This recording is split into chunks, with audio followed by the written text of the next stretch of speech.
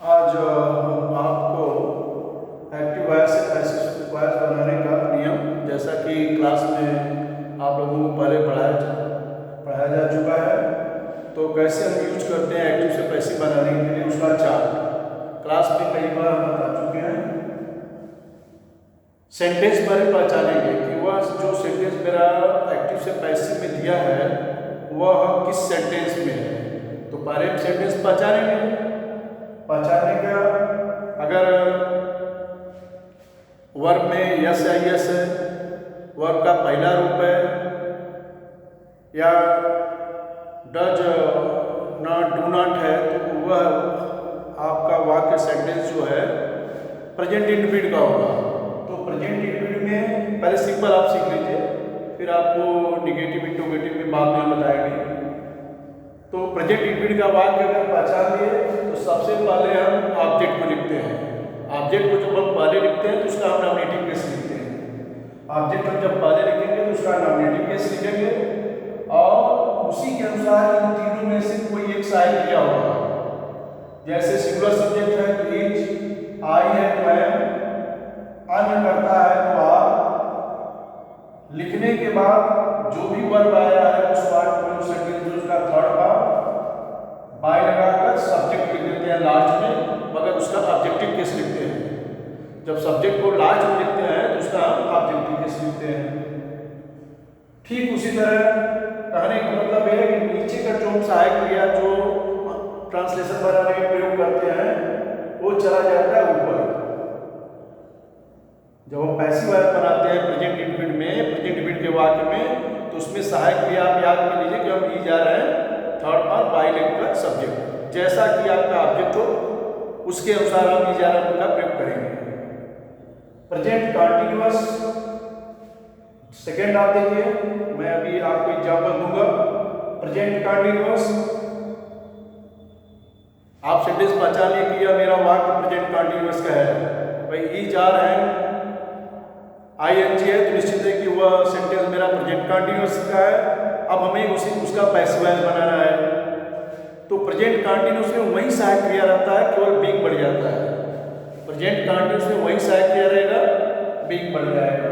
तो सबसे पहले हम ऑब्जेक्ट को शुरू में लिखते हैं, शुरू में लिखते हैं तो उसका नॉमिनेटिव केस, उसके अनुसार is being, are being, am being, तीनों में से कोई एक लिखने के बाद बीइंग तीनों के साथ होगा। बीइंग इसके साथ भी होगा, बीइंग इसके साथ भी होगा, बीइंग इसके साथ होगा, plus third part of verb क्रिया का तीसरा रूप बाय लिखकर सब्जेक्ट लिखते हैं। कहने का मतलब प्रेजेंट कंटीन्यूअस में वही सहायक रहता है, केवल बीइंग बढ़ जाता है तीनों के साथ। और पैसिव वायर बनाते समय हमेशा क्रिया का थर्ड पार्ट होना चाहिए। थर्ड पार्ट भाग कर दीजिए और फिर बाय लगाकर सब्जेक्ट लिख दीजिए। प्रेजेंट परफेक्ट का पाले का तीसरा रूप क्या है? आपको क्लास में पढ़ाया जा चुका है कि हैज है थर्ड पार्ट का प्रयोग करते हैं। तो हम केवल उसमें पैसिव वायर बनाते समय केवल बीन का प्रयोग करेंगे। हैज बीन, अगर आपका ऑब्जेक्ट जैसा हो, सिंगल सब्जेक्ट है तो आप हैज बीन का प्रयोग करेंगे, अदर सब्जेक्ट है हैव बीन का, थर्ड भी मतलब कि क्रिया का तीसरा रूप बाय लगाकर सब्जेक्ट को हम लिख देते हैं। फिर हम चलते हैं पास्ट में। पास्ट का पहला रूप, तो उसमें निश्चित है कि सेकेंड फॉर्म रहेगा, वर्ब का सेकेंड फॉर्म है, तो हम पहचान लेंगे कि यह मेरा पास्ट इंडेफिनिट सेंटेंस है। तो पास्ट इंडेफिनिट सेंटेंस में पहले ऑब्जेक्ट का प्रयोग करेंगे, ऑब्जेक्ट लिखेंगे, और जब शुरू में लिख रहे हैं तो हमेशा आप ध्यान रखिए उसका नॉमिनेटिव केस लिखेंगे। अब उसके अनुसार वाज वेयर में सेलेक्ट करेंगे। अगर आपका सिंगुलर सब्जेक्ट है आई है तो वाज करिए, अदर सब्जेक्ट है तो वेयर करिए, थर्ड फॉर्म फिर बाय लगाकर सब्जेक्ट लिख दीजिए। सब्जेक्ट लिखेंगे तो उसका हम ऑब्जेक्टिव केस, और सब्जेक्ट अगर प्रॉपर नाउन है तो उसका नो चेंज। वो प्रॉपर नाउन है, राम है, गीता है, वो आप जस्ट का जस्ट लिखेंगे। इसमें भी आप देखिए कि इस कंटीन्यूअस की साइड भी आप ऊपर चली गई। जब हम पैसिव वायर बनाते हैं पार्ट इंडेफिनिट तो पार्ट कंटीन्यूअस के सहायक क्रिया केवल हेल्पिंग वर्ब चला गया ऊपर। पहले ऑब्जेक्ट को जो अब उसके अनुसार जो वाज वेयर जो भी सूटेबल है उसको आप लिखिए, प्लस क्रिया का थर्ड फॉर्म, हमेशा इसमें थर्ड फॉर्म का प्रयोग करते हैं, बाय लगा कर सब्जेक्ट का प्रयोग कर देते हैं। अब आता है नंबर पास्ट कंटिन्यूअस का। ऑब्जेक्ट, वाक्य का ऑब्जेक्ट पहले लिखेंगे, उसका नॉमिनेटिव केस में, फिर एक बीइंग दोनों के साथ होगा, was being were being, third form by लिखकर सब्जेक्ट। इसमें भी देखो बीइंग बढ़ गया, अभी प्रेजेंट कंटिन्यूअस में बढ़ा हुआ था, पास्ट कंटिन्यूअस में भी बीइंग बढ़ गया, थर्ड फॉर्म बाय लगाकर सब्जेक्ट लिख देते हैं। पास्ट का तीसरा, हम जैसा कि रूल में पढ़े हैं एक्टिव में कि हैड थर्ड फॉर्म का प्रयोग करते हैं, सब्जेक्ट लिखते हैं पहले, फिर हैड थर्ड फॉर्म रहेगा, तो आप समझ जाइए कि वह पास्ट परफेक्ट सेंटेंस का वाक्य है। तो हमें पैसिव वॉइस बनाना है तो परफेक्ट के तीनों में, चाहे वो प्रेजेंट का हो, चाहे पास्ट का हो, चाहे फ्यूचर का हो, बीन बढ़ता है, BW। तो ऑब्जेक्ट लिखेंगे, फिर चाहे जो भी ऑब्जेक्ट हो, हैड बीन, केवल एक सिंगल जब सहायक क्रिया है तो उसमें कुछ नहीं सोचना है, object had been third form by लिखकर सब्जेक्ट लिख देते हैं। सब्जेक्ट लास्ट में लिखते हैं तो ध्यान रखिए हमेशा उसका ऑब्जेक्टिव केस लिखेंगे। अब हम चलते हैं फ्यूचर में। फ्यूचर इंडेफिनिट, अगर आप सेंटेंस को पढ़े, अगर विल शैल के साथ, विल या शैल के साथ फर्स्ट फॉर्म वर्ब का है, इसका मतलब है कि वह फ्यूचर इंडेफिनिट सेंटेंस है। फ्यूचर इंडेफिनिट सेंटेंस है तो ऑब्जेक्ट पहले लिखेंगे, जैसा कि मैं बता, और ये नीचे वाली साइड में चला गया ऊपर, विल बी शैल बी ऊपर चला गया। अब ऑब्जेक्ट, अगर आपका ऑब्जेक्ट को नॉमिनेटिव के जो चेंज करने में आया, अगर आई और बी है तो शैल बी का प्रयोग करिए, आई भी नहीं है तो विल बी। भाई ऑब्जेक्ट लिखने के तुरंत बाद हेल्पिंग वर्ब लिखेंगे, प्लस थर्ड फॉर्म बाय लगाकर सब्जेक्ट को लिख देते हैं। अगर फ्यूचर कंटिन्यूअस में आपको सेंटेंस नहीं मिलेगा, एक्टिव से पैसिव बनाने के लिए फ्यूचर कंटिन्यूअस में आपका कोई सेंटेंस नहीं मिलेगा। आपसे कोई पूछा जाता है कि नहीं एक्टिव से पैसिव कितने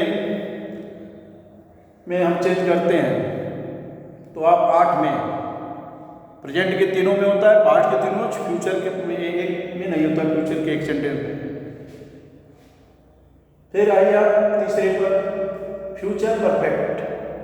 फ्यूचर परफेक्ट को पहले पहचानेंगे, अब पहचानना ही कि सहायक क्रिया सब सेंटेंस को पहचानते हैं। अगर उसमें विल भी, अरे विल है, शैल है, थर्ड फॉर्म है तो फ्यूचर परफेक्ट है। अब फ्यूचर परफेक्ट है तो पैसिव वॉइस बनाना है तो बीन बढ़ेगा।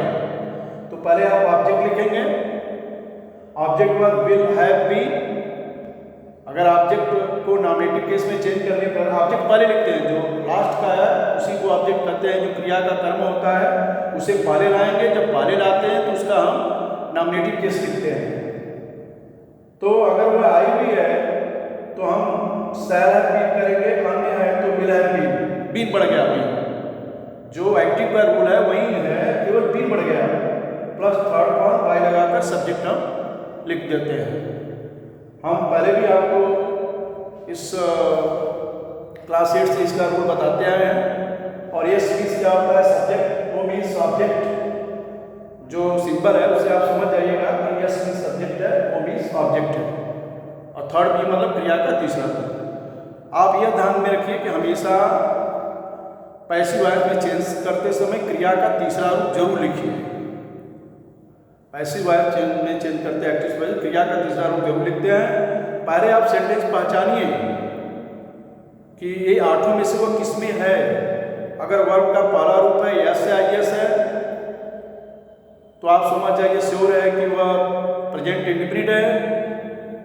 तो प्रेजेंट इंडेफिनिट का एक चार्ट बना है, तो ये नीचे को देखिए चला गया, वो यस या यस हट जाएगा जब ERM का प्रयोग करेंगे तो थर्ड फॉर्म हो जाता है। अब बाय लगाकर सब्जेक्ट लिख देते हैं। अगर हेल्पिंग वर्ब ERM के साथ ING है तो समझ जाइए कि वह आपका सेंटेंस प्रेजेंट कंटिन्यूअस है। Present continuous helping verb sentence को पहचानते हैं क्रिया के रूप से, तो उसमें वही सहायक क्रिया रहेगा, बीइंग बढ़ जाएगा। वो वही चीज पास्ट कंटिन्यूअस में है कि वही सहायक क्रिया रहेगा, बीइंग बढ़ जाएगा। और परफेक्ट के तीनों में जो एक्टिव का रूल है वहीं इसका भी थोड़ा सा बीन बढ़ जाता है, तीनों में बीन बढ़ जाता है। ऑब्जेक्ट जैसा हो उसके अनुसार आप हेल्पिंग वर्ब वही लिखिए। ट्रांसलेशन वाला रूल जो आप हेल्पिंग वर्ब याद कीजिए, जिसके साथ जो लगता है बीन बढ़ा दीजिए, तो तीनों में बीन बढ़ाइए। हाँ, इसमें दो दो है, हैज बीन है, तो अगर सिंगल सब्जेक्ट है तो हैज बीन आता है, हैव बीन, और थर्ड फॉर्म बाय का सब्जेक्ट। इसमें तो केवल सिंगल हेल्पिंग वर्ब होता है तो हैड बीन हो जाएगा, चाहे जो भी आपका सब्जेक्ट हो, सिंगुलर प्लूरल जो भी हो, आप had been plus third form by लगा के सब्जेक्ट लिखते हैं। इसमें भी देख रहे हैं आप फ्यूचर परफेक्ट में पहचान के विल हैव थर्ड फॉर्म में, will have shall have third form में, समझ जाइए कि मेरा वाक्य फ्यूचर परफेक्ट है। तो इसमें भी देखिए बीन बढ़ गया, जैसे इन तीनों में बीन बढ़ा, इसमें भी बीन बढ़ गया, been plus third form by लिखकर सब्जेक्ट। आइए आपको हम एक एग्जाम्पल हर वाक्य का प्रेजेंट इंडेफिनिट का हर का एक आपको एग्जाम्पल देता हूँ। जैसे प्रेजेंट इंडेफिनिट का he writes a letter।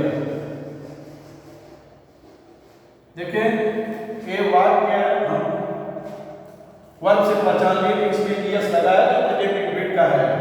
ये ऑब्जेक्ट है, ऑब्जेक्ट को पहले लिखेंगे, ऑब्जेक्ट को पहले लिखेंगे। ए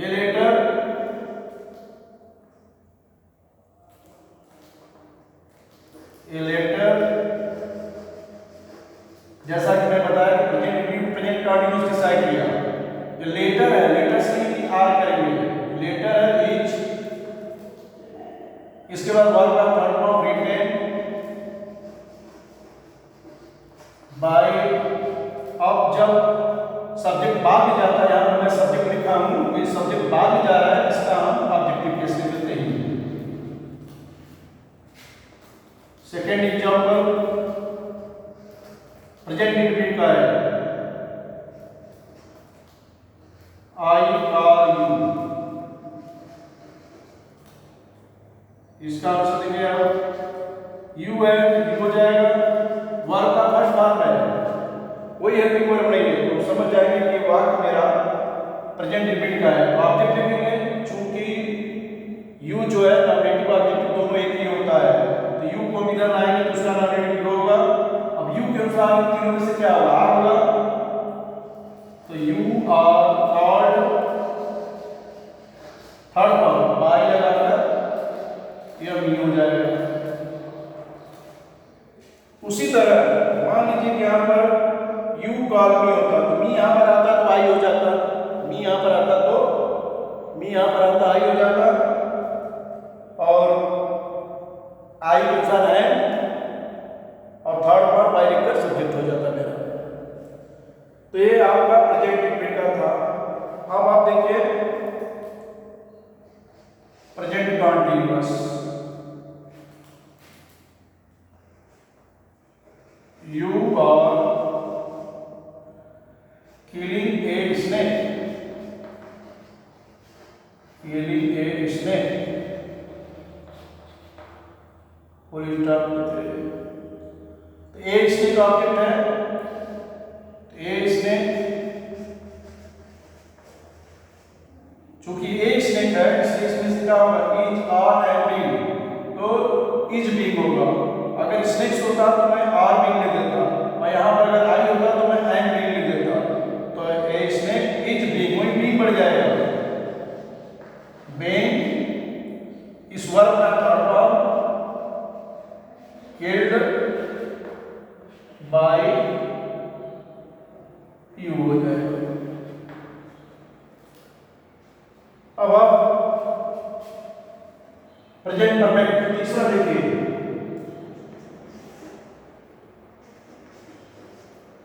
शी हैज सीन मी, है थर्ड फॉर्म है, इसका मतलब हुआ यह मेरा वाक्य प्रेजेंट परफेक्ट है। प्रेजेंट परफेक्ट में वही साइन दे रहेगा, बी बढ़ जाएगा, आई के साथ है हो जाएगा, और बी तो बढ़ना श्योर है, और वर्ब का थर्ड फॉर्म मिल गया इसमें, सी बाय, सी का हक, सी का हक। ये आपका प्रेजेंट के तीनों का हो गया, तीनों सेंटेंस का। प्रेजेंट के इंडिफिनिट का, प्रेजेंट कॉन्टिन्यूस का, प्रेजेंट परफेक्ट का। अब पास्ट इंडिफिनिट में आप आइए, फर्स्ट देखिए,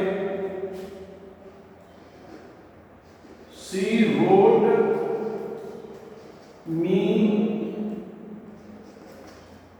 ए लेटर।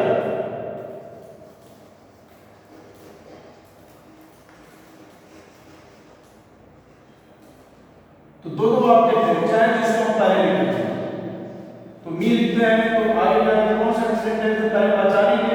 ये वर्ब का पार्ट फॉर्म नहीं है, ना आई है, ना इसका तीसरा रूप है या दूसरा रूप है, तो पास्ट रिपीट होगा।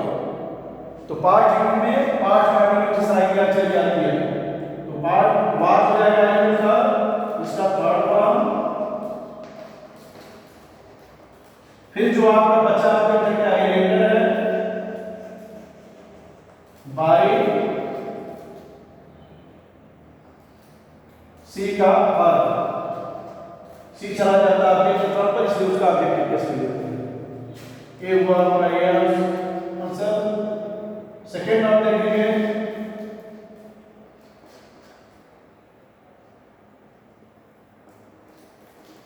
सेकंड का B past continuous, I was beating them.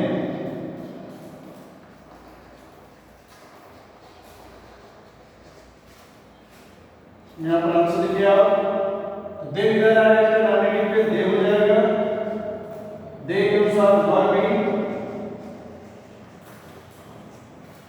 Was where verb में आई एन जी हम किस में प्रयोग करते हैं? पास्ट कंटिन्यूअस में। तो पास्ट कंटिन्यूअस में वहीं सहायक रह रहता है, बीइंग बढ़ जाता है। चूंकि दे लिखा तो दे के अनुसार वर्ब होगा तो बीइंग बढ़ा ही देंगे, दे वर बीइंग। अब बीइंग रिटेन होता है, रिटेन बाय मी हो जाएगा। अब आप सेकंड केस में देखिए, past perfect, you had seen us, इसमें हैड वर्ब है, तो आज को पहले लिखेंगे, employ that be past perfect का हैड वर्ब है, तो वहीं साइड क्या होगा, केवल बी बनता है परफेक्ट के तीनों में, बाय आपका ए आपका ऑब्जेक्ट हो जाएगा यू। ठीक, अगला आपको अगले दिन पढ़ाएंगे फ्यूचर जो परफेक्ट का तीनों बच्चा है, फ्यूचर कंटिन्यूअस में होबे नहीं करता है, future indefinite, future perfect, next day आपको